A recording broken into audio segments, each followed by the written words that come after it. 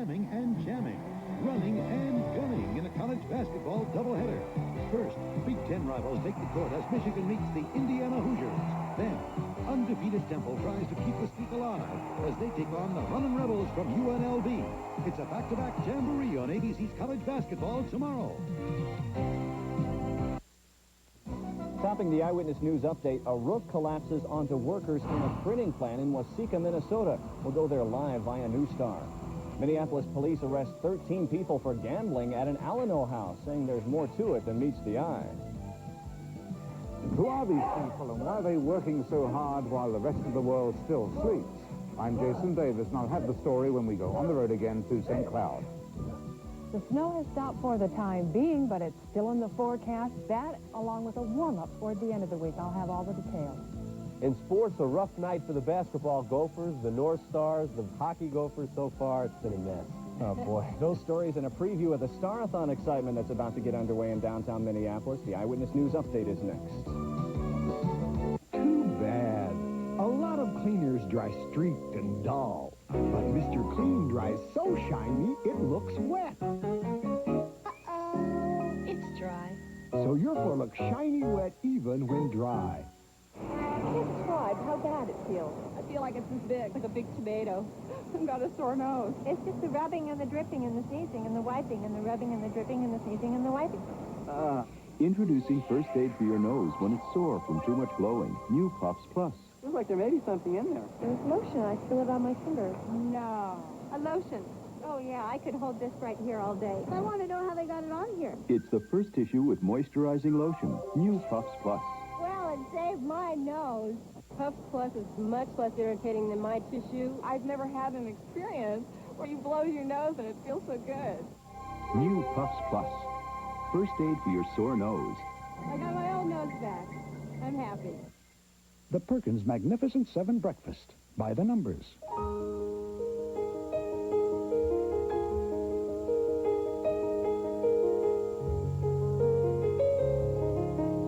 If the numbers you've just seen are enough to whet your appetite, the number you're about to see should be enough to make you absolutely famished.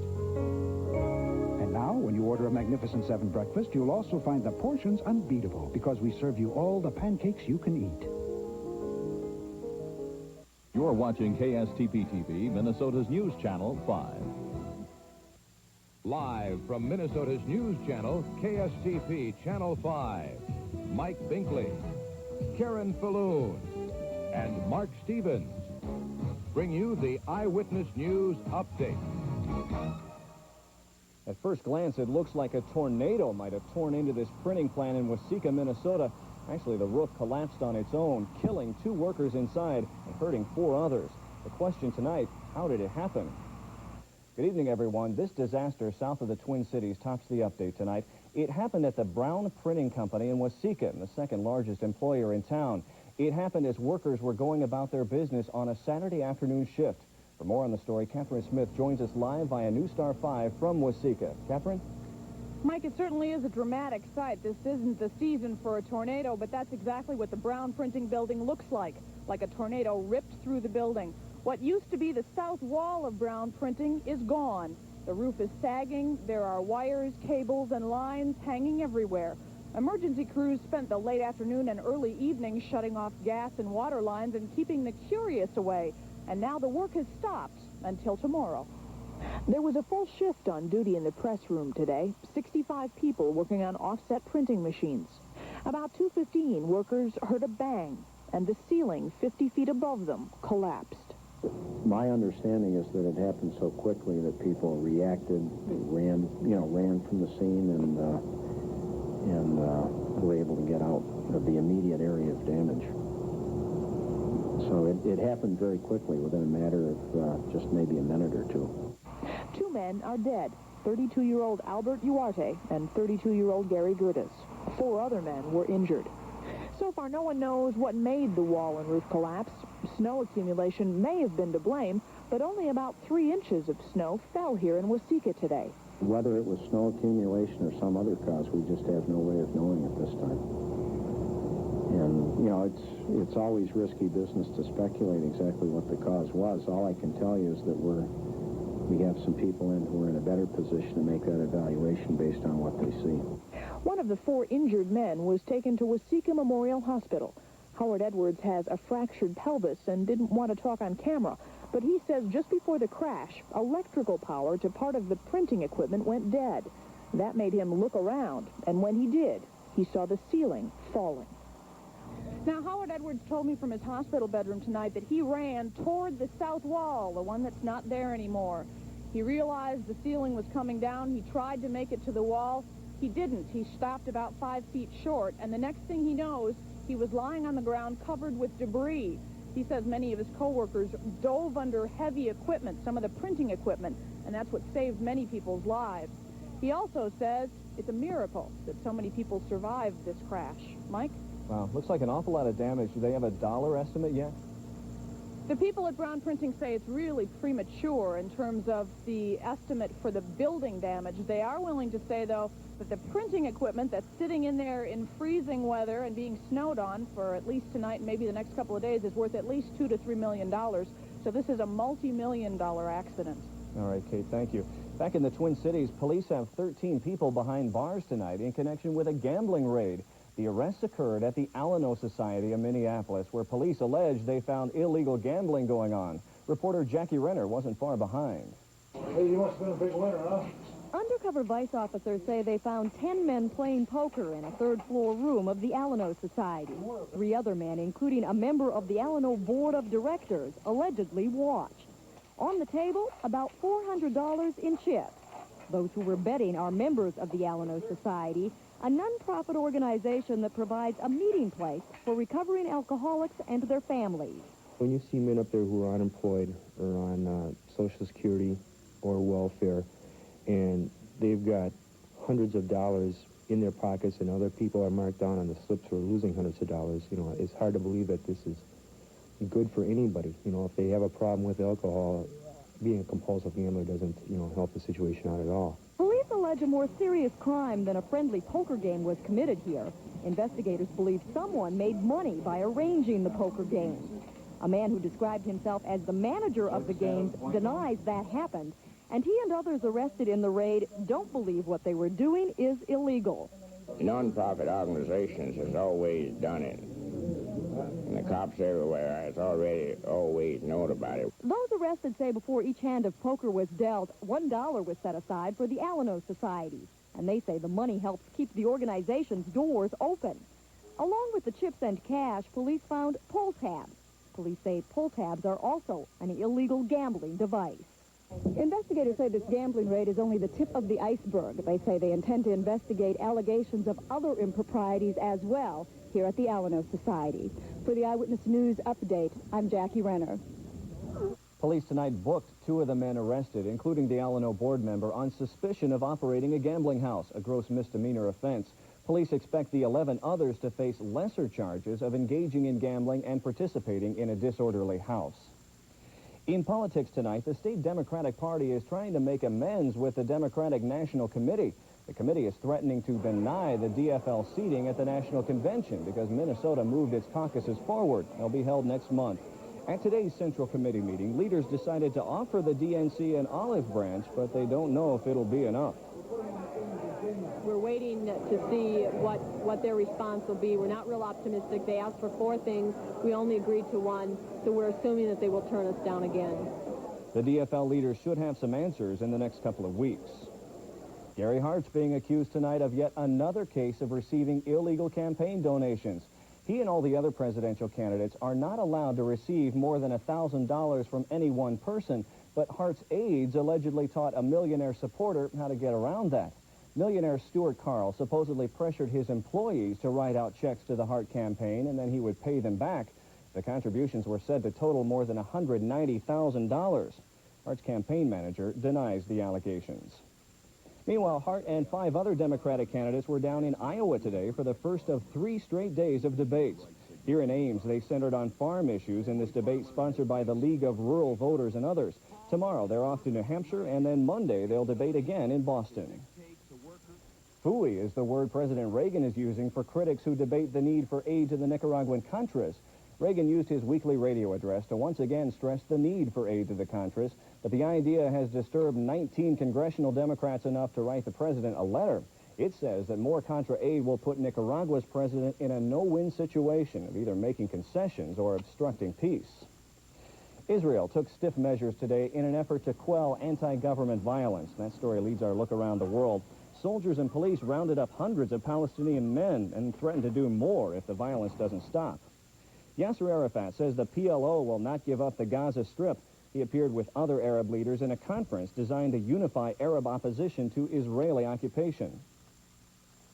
In San Francisco, a young man who was among the Vietnamese boat people lies dying of a rare disease. One of his last requests to see his mother, who couldn't leave Vietnam 8 years ago. Today, they were reunited. Today, many Twin Cityans found themselves united with their car bumpers. State Patrol officials report more than 100 fender benders on metro area freeways this afternoon. In this quarter-mile stretch of I-94 in St. Paul, we counted 9 accidents and 9 unhappy drivers. Well, Karen, are things looking up for drivers in the Twin Cities tomorrow? Yes, a little bit. We are expecting some snow, but not quite as much as we got today. And the snow is on again, off again for the next couple of days. And I'll have more on all of that. Mark? Karen, coming up later on in sports, a perfect game on television for bowling, but not so perfect games for the North Stars and basketball Gophers. Highlights later on. All right, we'll also take you to the Radisson Plaza in Minneapolis, where a telethon to raise money for United Cerebral Palsy is about to get underway. We'll have a live report on Star-athon 88. And the Winter Carnival fun is just getting going on Harriet Island. Those stories when we come back.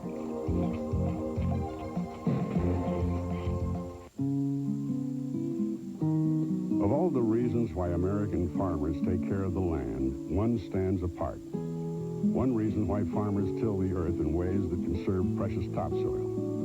One reason why farmers plant the right crops in the right fields. Because today, the American farmer knows his land will someday be his land. This message brought to you on behalf of the American farmer by the makers of Dual Herbicide. I'm so happy today. What you need from a radio station changes depending on when it is, where you're headed, or what you're doing. And through the different times of your day, and the different places you have to stay, there's one radio station to turn to every step of the way. KS95 FM, the #1 music station under the sun, is 95 and sunny all day long. The wildest action-packed rodeo you'll ever see celebrates 10 spectacular years when the world's toughest rodeo returns to Met Center January 22nd through the 24th. On Friday, a special concert by Sweethearts of the Rodeo. On Saturday, Earl Thomas Conley. Sunday, all kids get free Pepsi cowboy hats. Auto Parts Pro Stores is offering a special discount for opening night. Save $2 with a store coupon while supplies last. Get tickets at Met Center and Dayton's. It just might be the best rodeo you'll ever see. For those affected by cerebral palsy, this is a very big night because in just a few minutes, a 19-hour fundraiser begins to bring about many of the things they desperately need. It's Star-athon 88 to be seen here on KSTP and hosted locally by Mark Sapelsa and Angela Astor. Angela joins us live now with a preview. Angela? Hi, Mike. How are you doing? Oh, real good. Angela, we're here. Mike, I was just going to say we're down here at the Radisson, downtown Minneapolis, where this is all going to take place. The Star-athon 88 telethon. The phones are in place here, Angela. The operators aren't, but they're getting close. The lights are up. The tote board numbers are ready to roll for your dollars as you call them in. And back here, they're still pounding nails, I think. Are you guys done yet? Oh, we're getting close there. Brian, you better hurry up, pal. We got about 20 minutes. We're looking forward to this. This isn't just for Minneapolis, even though we're downtown Minneapolis. This is for Hibbing. This is for Anoka. This is for everybody to get involved. Angela, tell them more. Yeah, this is a telethon about abilities, not disabilities. It's about what people can do, and with your help, we can do a lot. So we want you to join us tonight. That's right after the Eyewitness News Update. The telethon begins at 10:30, and we will be here for over 19 hours tonight. A lot. And we hope you'll join us. Looking forward to it. Long night ahead of you. Thanks very much. Tell you what, a lot of people have already been hard at work around the Twin Cities to bring in money for this great cause. For example, we found some people out in White Bear Lake who surely played on some smoother lanes in their lives, but it was all in fun. People paid $1 apiece for a round of ice bowling, sponsored by the White Bear JCs for United Cerebral Palsy. Some others were out in the snow today taking axes, crowbars, machetes, and picks to create an art form, if you can believe that. It's the St. Paul Winter Carnival Snow Sculpting Contest, and several creations were just starting to take shape on this first day of carving. This is a group of workers from Gillette Children's Hospital who decided to make a giant polar bear, and they decided at the last minute, just got in on the final day of registration. As a fluke, we just did it. We drew up a model of the bear in about an hour, and I ran it down there that afternoon, and we just decided to give it a try. Of course, Volcanus Rex and his crew are out and about overseeing the activities, checking out what they hope to melt once they're able to signal an end to this winter carnival. Well, will our temperatures help the Vulcans along in the near future? Karen Falloon joins us next with a forecast. A Texas-sized sale for former Governor John Connolly in our look at Saturday's people. And later, we'll go on the road again with Jason Davis to meet one group who's determined to greet the sun after a good workout.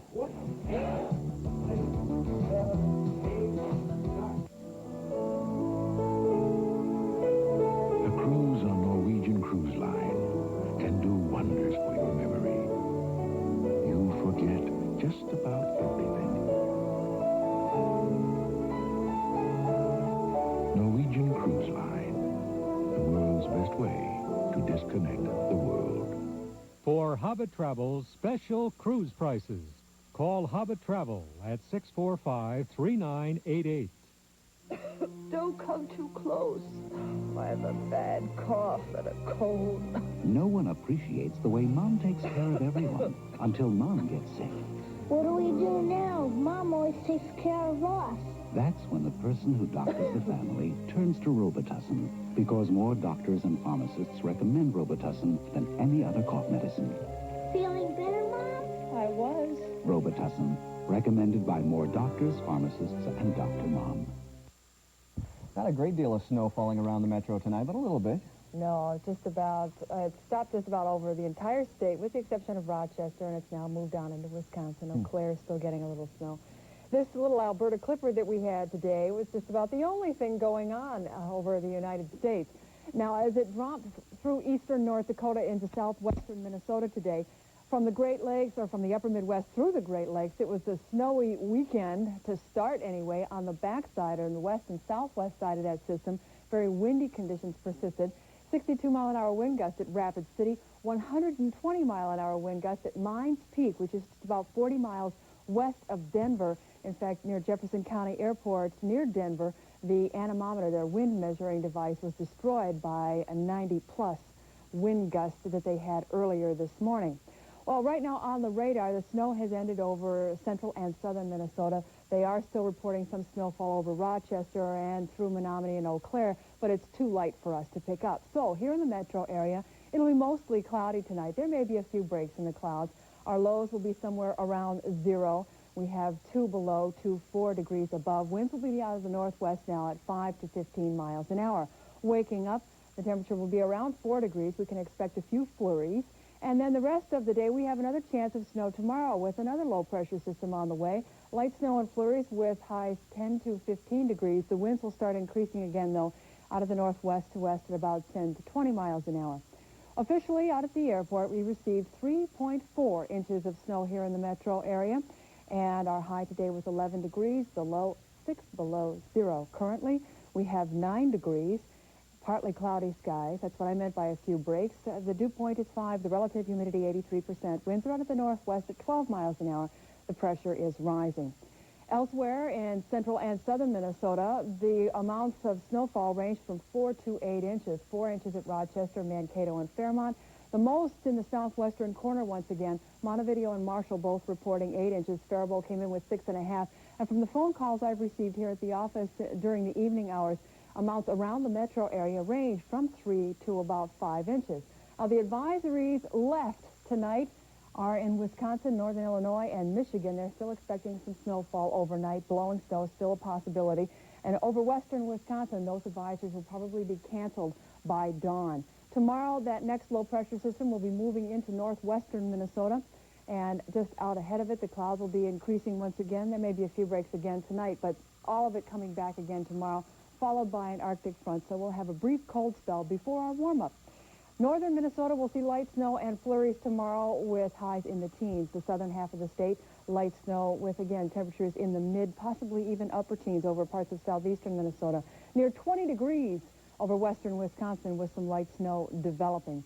The weather today, well, visibilities were less than a half a mile at times and moderate snow today. Now, we won't see that tomorrow. We just have light snow in the forecast with a few flurries on Monday, decreasing clouds, a few breaks in the clouds again on Monday.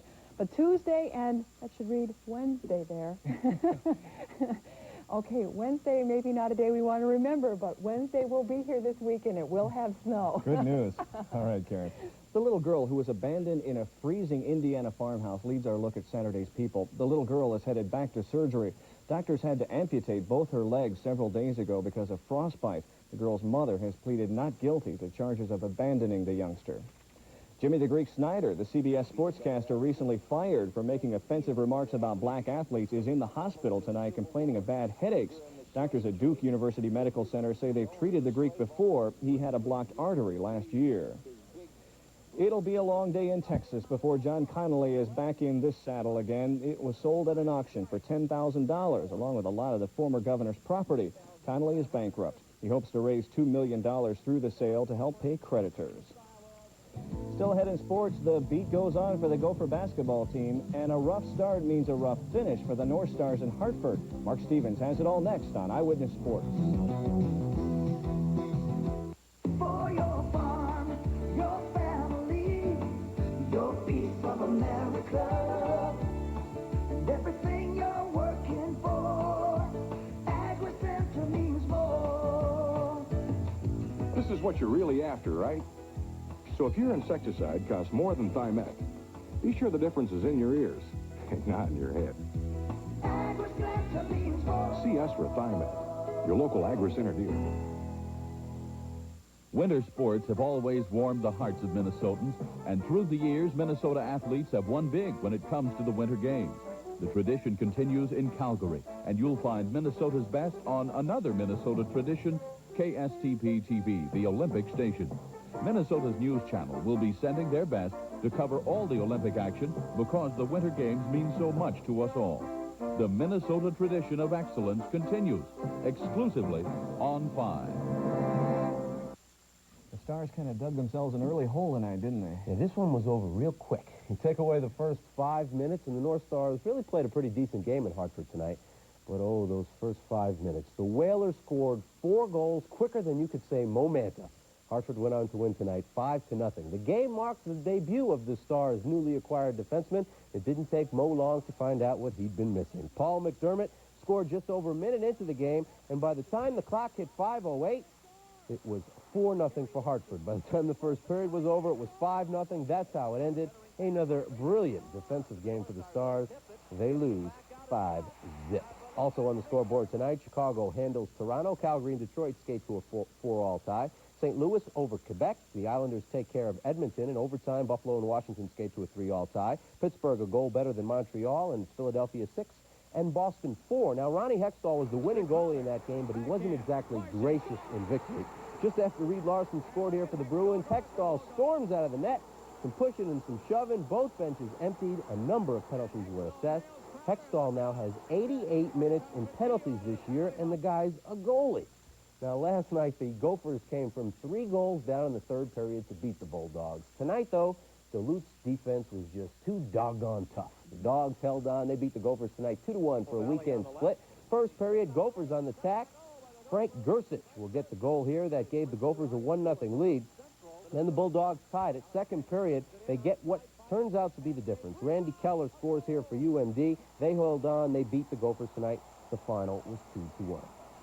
Well, it's 21 and still counting. That's the Gopher basketball losing streak in Big Ten play. Tonight, Ohio State came into Williams Arena and gave the Gophers the rough treatment. It was a rough start for the Gophers, too. They were down 11 points 4 minutes into the game. Jay Burson hits the first 5 shots for the Buckeyes. He had 25 points tonight, but the Gophers got within 8 by the break. Willie Burton led the comeback. He had 10. It was 45-37 OSU at the half. Gophers came out strong to start the second half. Freshman Kevin Lynch, the three-pointer here, cuts it to 59-55, but the Buckeyes were better the rest of the way. Off the break here, Tony White with the whammy. Gophers have lost 21 straight in Big Ten play, 85-76. On to Michigan State to play Wednesday. Earlier today, Big Ten team Purdue won their 16th in a row behind Troy Lewis. He had 23 points. 15 of those came in the second half. Also chipped in with some really nice assists. He'll get one here as the 5th-ranked Boilermakers beat Louisville 88-85. Their 16-game winning streak is the longest in the nation. Illinois was an easy winner this afternoon in Big Ten play, 79-48 over Northwestern, and Iowa has no trouble with Drake tonight. 4th-ranked Kentucky had their troubles, though, with LSU today. The Tigers just wouldn't go away. Off the takeaway, Ricky Blanton there, the bucket for LSU. He had 18, but Kentucky had Rex Chapman. Watch this circus move on the break. The shuffle, the roll. Kentucky rolls, 76-61. 6th-rated Pittsburgh upset by Oklahoma. Duke does away with Wake Forest. 10th-rated Iowa State is just smashed by Missouri. It's Brigham Young over New Mexico. Kansas is surprised by Notre Dame. Wyoming is trailing Colorado State in the second half, and UTEP has a slim lead on Utah. That's also in the second half. In golf, Jay Haas has a one-shot lead going into the final round of the Bob Hope Classic being played in California. Haas is one shot up on Bob Sway after 4 rounds. Now, of course, this event is a pro-am, and it attracted some shady amateurs. Jim McMahon, for example, although Jim looks like he does more than just spike his hair during the off-season. Nice shot there for Jimmy.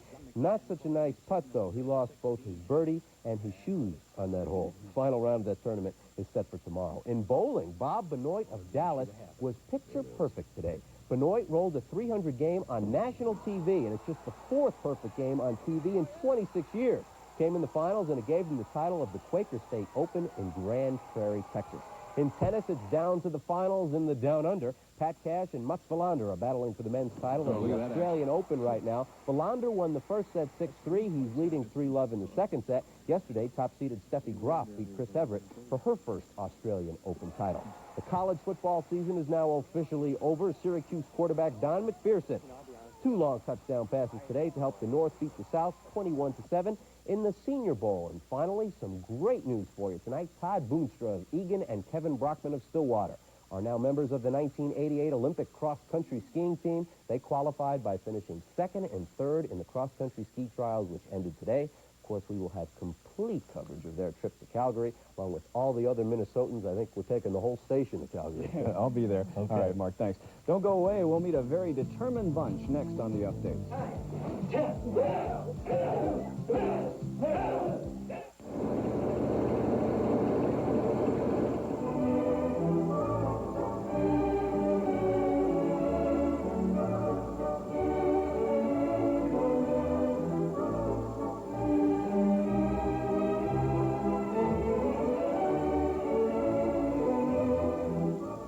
Spend February 7th with a bunch of straight-laced Minnesotans on Lake Harriet.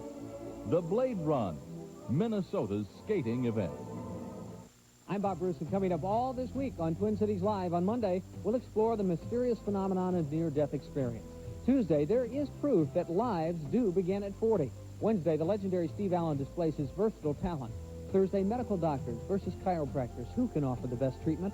And on Friday, pets are people, too. We'll meet owners and their pets as they tell us about their place in the family. That's all this week on Twin Cities Live. Weekday mornings at 9 on Channel 5. It's ski season again, and CityLine is ready to make that winter recreation even more fun. Whether you're planning your next ski outing in Minnesota, Colorado, or in Utah, call the Lift Skiers Hotline on CityLine. You don't have to make dozens of calls. You can get all the ski information you need with one easy call to CityLine. All the ski reports from your favorite hills are available 24 hours a day with the Lift Skiers Hotline on CityLine. Use your touch-tone phone, call 645-6060, and then enter category 7541, Ski 1, and hit the slopes. For the past 10 years, a small group of people has gathered before dawn in St. Cloud to see how hard they can work before the sun comes up. Tonight, Jason Davis goes on the road again to see what they're up to. And here's a warning, just watching this story could make you tired. 1, 2, 3, 4, 5, 6, 7, 8, 9, 10. They've only been working since 5:30 a.m. There's plenty of time yet to complete their goal of at least 2,000 techniques within the hour. The group are students of karate teachers Jack Gustafson and his wife Beverly. We started out at the beginning of the year, January, such as this, so that people can kind of set their frame of mind for the year's worth of training that they're going to do, to come in and get as strong physically as they can and build up their endurance, and then can carry this over into all the other classes that they go to for the rest of the year. As the minutes tick by, beads of sweat begin to appear.